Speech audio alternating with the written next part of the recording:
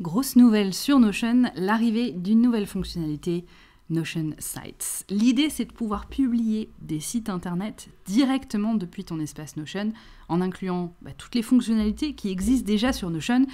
Et franchement, ça m'a remonté à fond sur Notion et son utilité.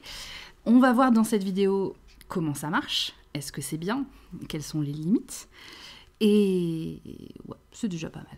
Je m'appelle Marie, j'aide les entrepreneurs du web à créer des écosystèmes techniques qui fonctionnent pour eux, donc je travaille sur leur productivité.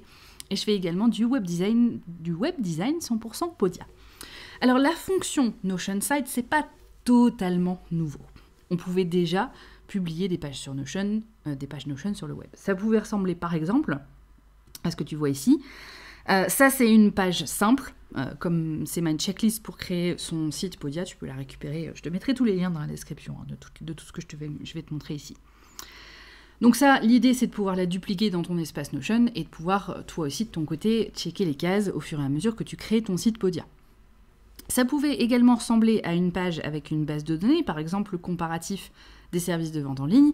C'est une page avec une base de données qui te permet de choisir quel service de vente en ligne est le mieux pour toi. Donc là, l'idée, c'est pas de le dupliquer, c'est de le consulter.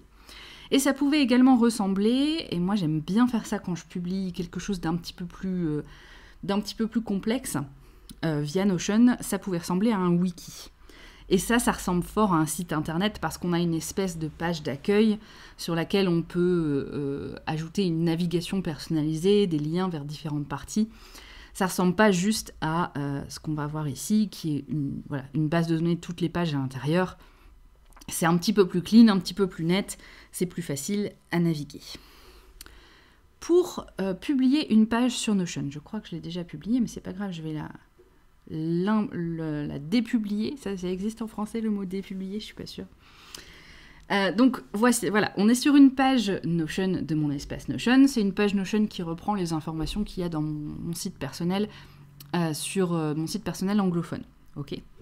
Donc on pouvait déjà publier cette page sur Notion en cliquant sur partager ici. En allant dans l'onglet Publish, l'onglet Share, en fait, il te permet de partager avec des collaborateurs, donc des gens avec lesquels tu vas travailler sur la page. Soit en leur donnant accès à... leur donnant la possibilité de commenter, par exemple, ou en leur donnant la possibilité d'ajouter du texte, de modifier du texte, etc. C'est très sympa quand on travaille avec un client de pouvoir travailler sur Notion parce qu'on n'est pas obligé de s'envoyer des textes par mail.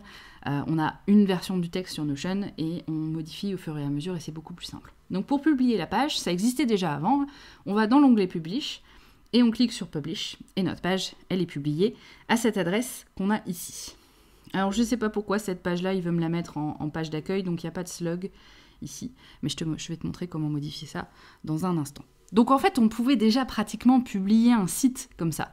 Là, c'est une page simple, mais ma page de mon guide Podia, par exemple, ça ressemble déjà un petit peu plus, celui-là, ça ressemble déjà un petit peu plus à un site que cette page-là. Voilà, donc c'était déjà possible. Surtout qu'on pouvait même déjà choisir dans les paramètres d'indexer la page sur le web. Alors l'indexation, c'est accepter que les robots de Google et autres navigateurs, moteurs de recherche, viennent sur ton site, regardent un petit peu ce que c'est et puissent du coup le proposer dans les recherches, dans les résultats de recherche. Donc là, il est en off, mais je peux le mettre en on, et donc ça veut dire que techniquement, quelqu'un qui cherche mon site ou qui met les bons mots-clés sur Google, va tomber sur mon site directement. D'accord, il sera dans les résultats de recherche. Moi, ici, ça ne m'intéresse pas, donc je vais le désactiver. Ok. Donc déjà, tout ça, c'était déjà pas mal.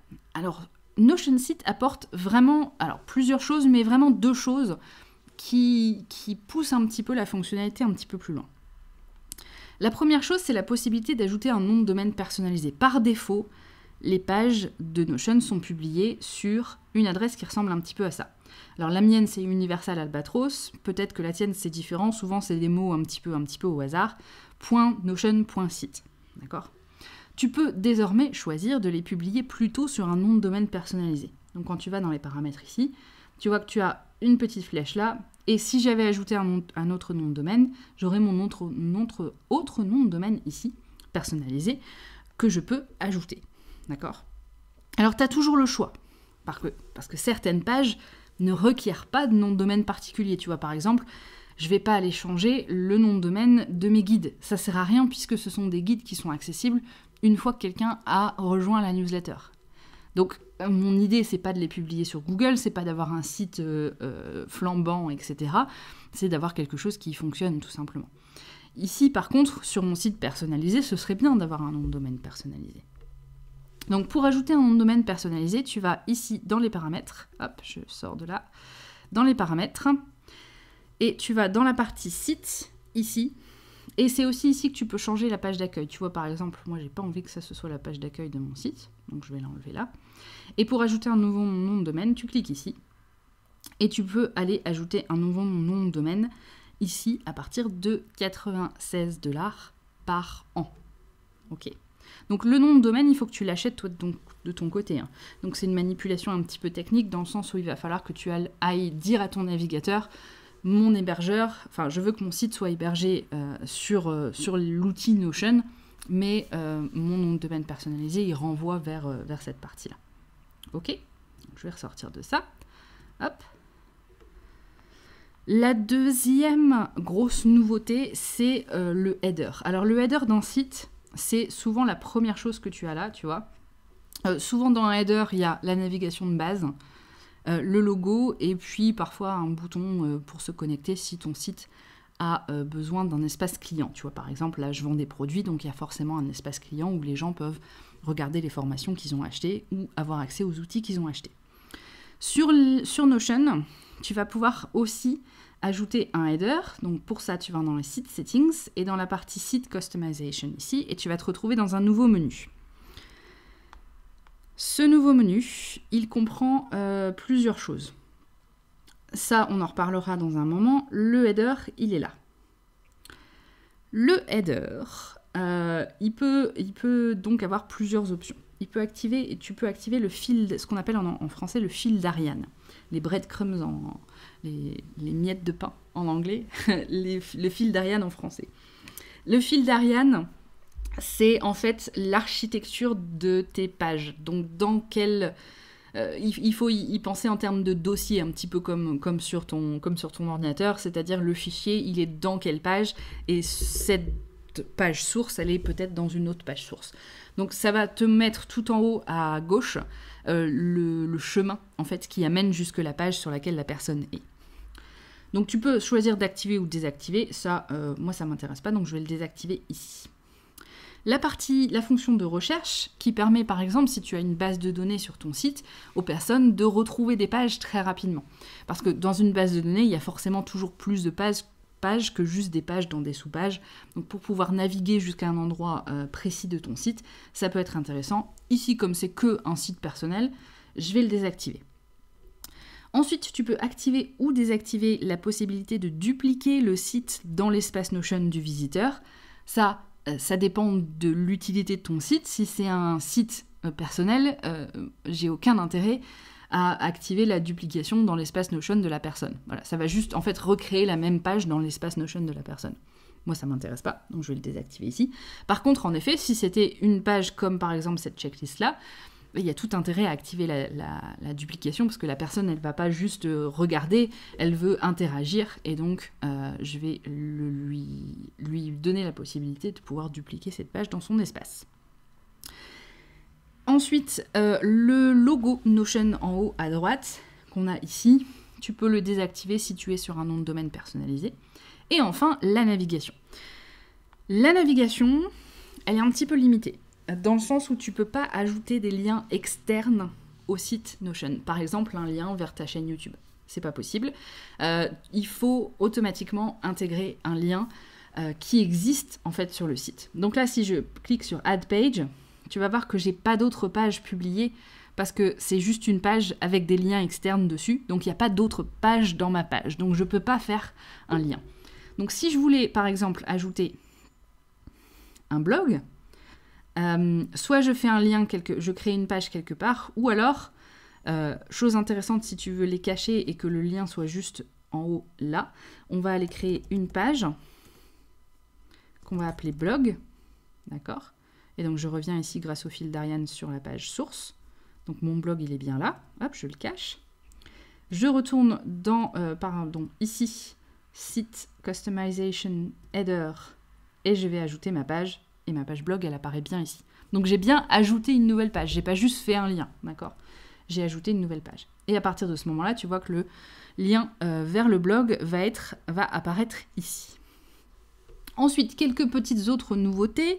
La possibilité de déterminer si le site s'affiche en mode clair, en mode sombre, ou si il s'adapte automatiquement aux paramètres de l'utilisateur. Donc si mon ordinateur est en mode clair, le site s'affichera en mode clair.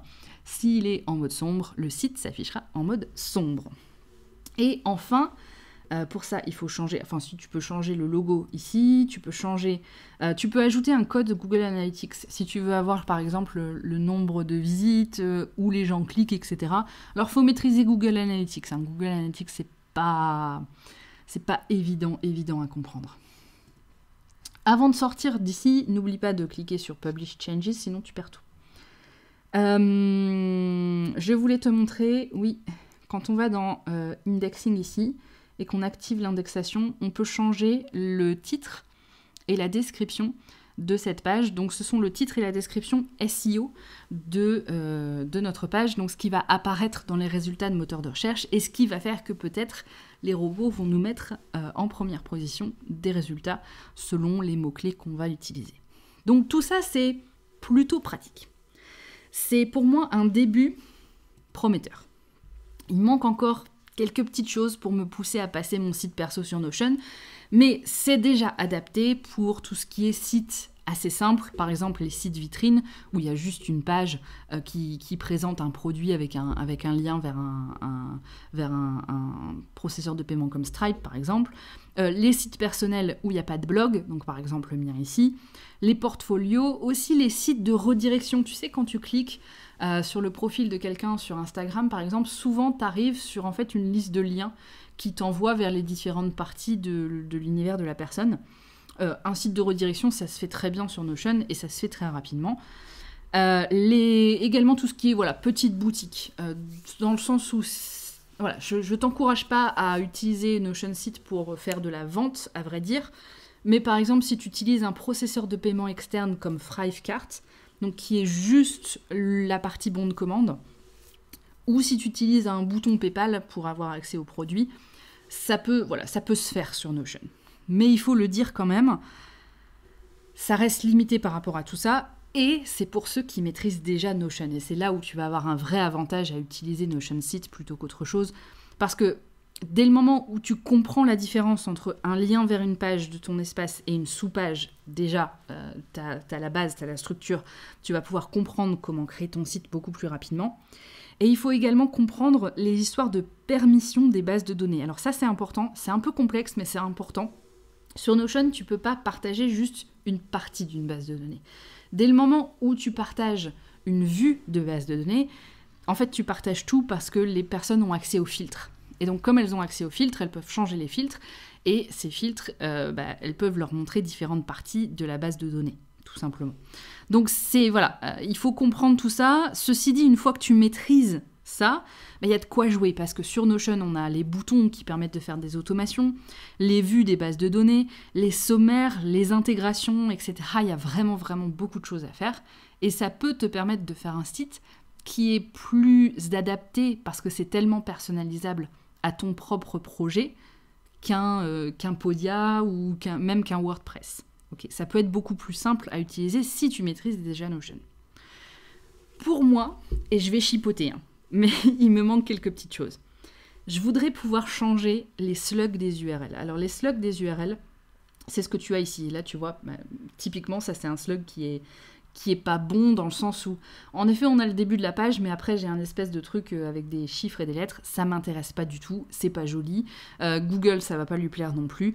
Donc, si mon objectif, c'est l'indexation, ça va pas être terrible. Si mon objectif, c'est le SEO, c'est pareil, ça va pas être terrible. C'est pour ça, en fait, que je vais pas te recommander d'utiliser Notion pour créer un blog. Même si tu peux créer une base de données très rapidement comme ça dans Notion, ce qui te permet en fait d'écrire et d'avoir une base de données avec des catégories et de faire des trucs vraiment bien, niveau visuel, mais la technique derrière, voilà, il manque vraiment ça, et il manque ces histoires de base de données, de permission de base de données pour pouvoir être vraiment, vraiment efficace là-dessus. C'est pareil, on n'a pas vraiment la main sur certaines parties des bases de données, par exemple les propriétés des bases de données. Alors je vais te faire une base de données là-dessus, ce sera plus simple que je te montre.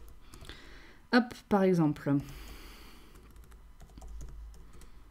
Voilà, donc base de données test, je vais l'appeler 3 parce que probablement que j'en ai plusieurs. Donc j'ai ma base de données ici, je peux faire une base de données, par exemple une galerie. Ce qui me permet, voilà, ça, on commence déjà à avoir quelque chose qui ressemble à un blog, et ça m'a pris 3 secondes, on est d'accord. On va aller cacher ça pour que ce soit plus joli. Et quand je clique dessus, en effet, ça s'ouvre.